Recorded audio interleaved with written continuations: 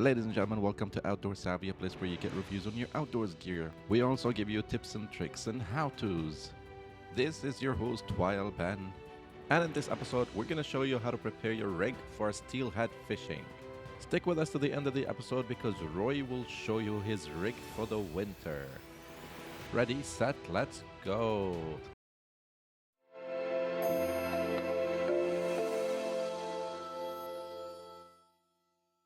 In this episode, we're gonna need a bobber stopper, and it doesn't really matter which one, a fluorocarbon leader, shots or weights, hooks, swivels, beads in case you're gonna use beads, roe or salmon eggs, and this outdoor seas is the whole setup. Let's go back to Roy and he's gonna show us how to set it up. How do you do this? Putting on a slip float. So the next time, we know what's up. Because I usually just use a spoon. Roy here is adding a float stop or a bobber stop. So you're putting the float stop. He feeds his line through the float and pulls it from the other side. And then The split shots. split shots to hold it in place. Yeah. The split shots are basically weights that keep your float upright. This way it stays in place and it doesn't move too much with the current. We'll add more after. Okay. How many do you add? Gotta put multiple to hold it down in the water. Yeah. Put on the swivel, Swivel. micro swivel, Yeah. 3X. Okay. He added a micro swivel 3X in order to connect the main line with the fluorocarbon line, or the fluorocarbon leader. Then we got the fluorocarbon leader Let me see what kind you're using. using Drennan. Outdoorsies, if you find our content valuable, please don't forget to like, comment, and subscribe, and let us know in the comment section what you think of our work so far. I like your little turtle there.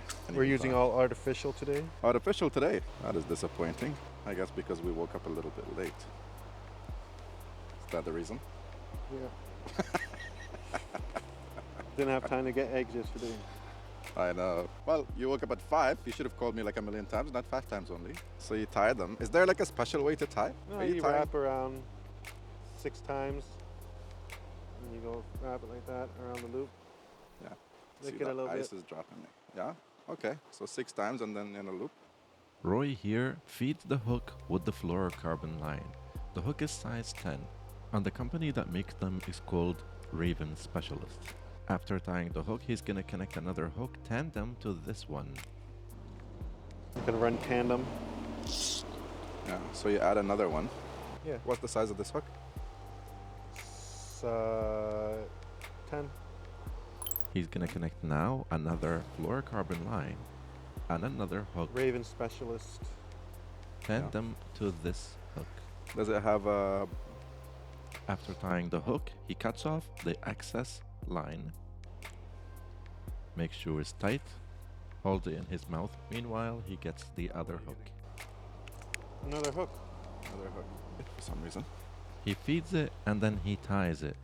He does his 6-step nod and then he sticks it through the hole and then he makes sure that it's tight. He does that multiple times just in case, because he doesn't want it to flop on him. If we had roe, we put it on the bottom here. Yeah. Roe or salmon eggs are usually attached to the hook. But So we is don't. this the whole jig? Is it ready? Yeah, basically. I just have to put split shots now. I have to put my shots on. Okay. Soft plastic egg. Oh, so it's not, All artificial today. yeah. Not the real ones. Then I do my shotting. What kind of rod are you using? A ghetto one. That's what it is. How old is this rod? Old. Probably 10 years old. I lost my other one somewhere. Yeah. Next trip, we'll have a center pin. My depth, I'm going to fish about 4 feet. No, I got to put the shot. Oh, you're still putting the shot. So why did you run away from me then? The rod's long. That indeed is what she said. Or he, depends on your preference. I use these ones because they're heavier. Yeah. So I don't have to put as much. He added more shots because it was not standing upright. Then we put it in the water to test it if it's heavy enough to float, to hold the float down. Okay. So That's perfect, so I don't need no more there. I had to put shots Look how long. by the swivel, but it's basically done right there. So you're basically casting it and letting it drift with the waves. So it gives that natural look of an egg floating, right? You struggling there, mate? No, I gotta put more shots on the bottom. I gotta put it down here to the swivel so it drops it down to the bottom to where the fish are hiding. So how much line do you have between the bobber and the hook? From the bobber to the swivel is about 4 feet. Then I got about a foot of leader with the hook. Have you tried fly fishing? Yeah. Are you good at it? No. You catch bass, but bass are easy. You caught something with it? Yeah, bass. Nice. Ladies and gentlemen, we are here with Roy. He's giving you gold. Gold today. For the first time, he's actually speaking on camera. He usually just around. Can you not hide from the viewers? I'm putting my shotting on. Okay, lovely. So I can get a clear footage.